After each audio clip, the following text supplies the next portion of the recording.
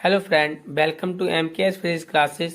हम डिस्कस कर रहे थे 11th क्लास में वेक्टर एनालिसिस, सदिश विश्लेषण, जिसमें हमने काफ़ी टॉपिक देख लिए थे। सदिश गुणनफल देख लिया था, अदिश गुणनफल देख लिया था। आज हम देखने वाले हैं एडिशन ऑफ टू वेक्टर्स।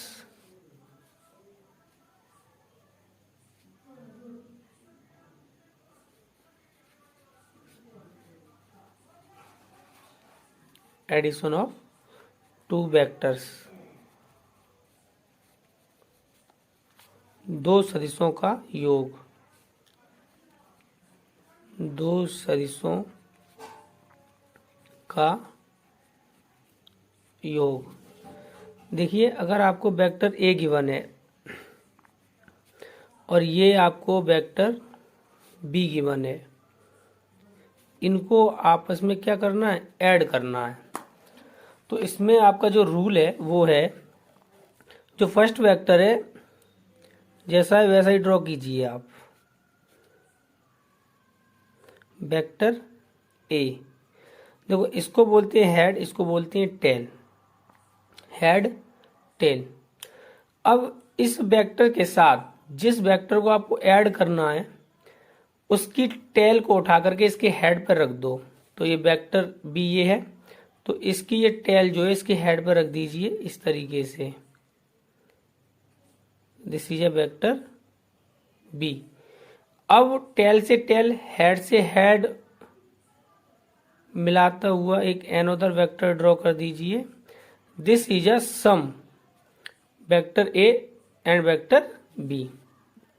तो इसको हम बोलेंगे vector R equal to vector A plus vector B.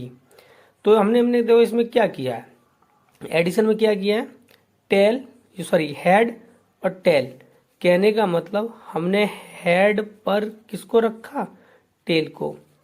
तो इसको हम हेड टेल रूल भी बोल सकते हैं। अगर देखो, अगर हमें अब ये तो हो गया आपका vector R equal to vector A plus vector B. अगर हमें vector B plus vector A find करना है, ड्रॉ करना है, vector B plus vector A, तो किस तरीके से करेंगे? वेक्टर बी को ड्रॉ कीजिए पहले।